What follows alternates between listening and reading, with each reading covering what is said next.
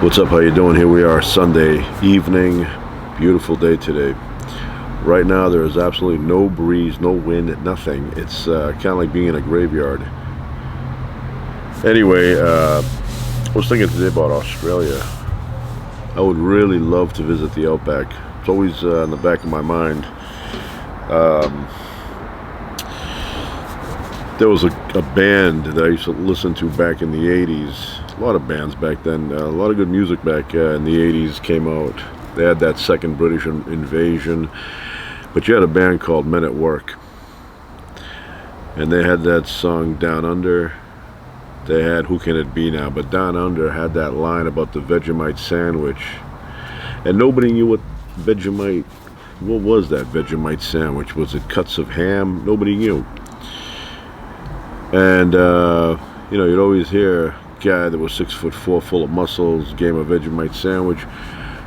So one day I went into one of these stores that sell French food, different kind of food, and they had on the rack Vegemite spread, and I bought it. And my mother was here, and she took one smell and she wouldn't try it. But apparently you make some nice toast and put a thin layer of Vegemite, and it's supposed to be very good. But yeah, I'm a big fan of Australia. Seems like a lot of places there to be explored.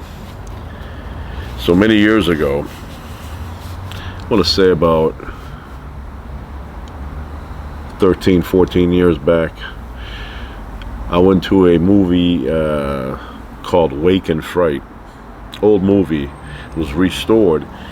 And why I went, because I had no idea about this movie, but why I went, the director was there. Director Ted Kotcheff. I don't want to mispronounce the name, but I think I am. Anyway, he was there in the audience, very small theater, and after the movie was shown, we got to talk to him. And I'm a big fan of his because he directed the movie First Blood. So we saw this movie, and I became a fan of this movie. Very strange movie. The original came out in 1971. And I think there was a story about it got lost. They didn't think they had any more copies of it in a fight. I don't know, something happened to it. And then they found one. They found a copy. And I got to talk to him. Very nice guy. We talked for a while. And like I said, I became a fan of the movie. So, let me see here. 1 second.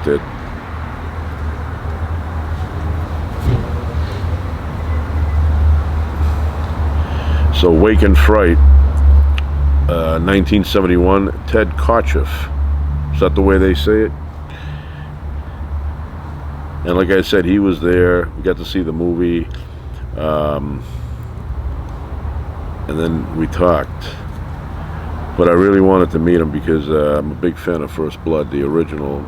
The other ones, let me see something here.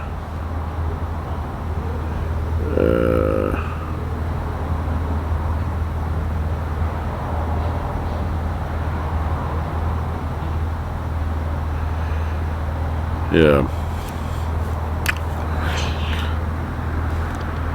So Wake and Fright.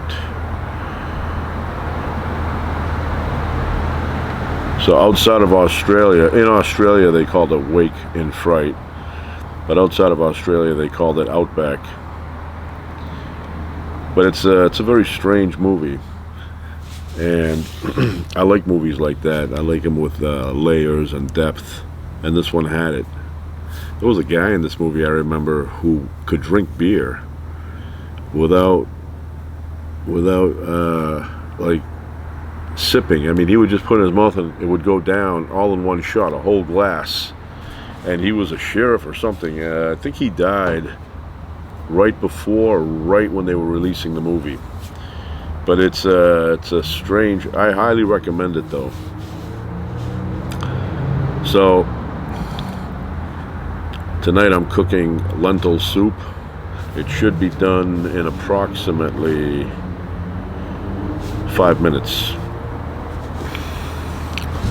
So we got that, and I have some other stuff. We're gonna eat that, and I'm gonna watch a movie called The Moonrunners, which is the precursor to the Dukes of Hazzard, and tonight we're gonna watch it. Very excited, see what that's about. But yeah, very murky, this guy. Kind of not clouds, just haze. Not haze either. What? Murkiness. That's what it is. What else should I say? That kitten, that cat, has found a chair in the back here and sits there waiting for me. But I cannot take another cat in. I have 3 cats now, and I rescued them here from my backyard. So some cats got together, had a little good time one night, and then a few months later they gave birth, and there was a bunch of little kittens running around here, and I grabbed 3. So if I didn't have that, I would probably grab this one, but it just 4 becomes too much, too much. I feel like I'll become one of those old ladies, and everybody in the neighborhood will say, yeah, that's that cat lady. You open up the door and there's like 80 cats inside the house. So 3 is a good number. I'd like to get a dog. A Candy Corso is what I'm interested in, or a Presa Canario. Either one. I like both. But I talk to people all the time about this dog situation, and they're telling me they get up at 4:30 to walk the dog.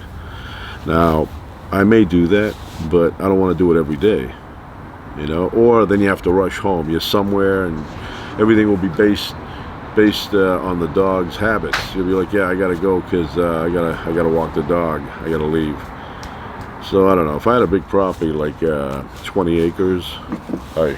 I was wondering when food's gonna be ready. Oh, it's ready in like 3 minutes. I'm talking about a Candy Corso. My daughter over here wants a Candy Corso. Hi. So anyway. Okay, I was just wondering. I'll be in a couple of minutes now. All right, well, that's it. I'm gonna go check on the lentil soup, and then I have something else to cook.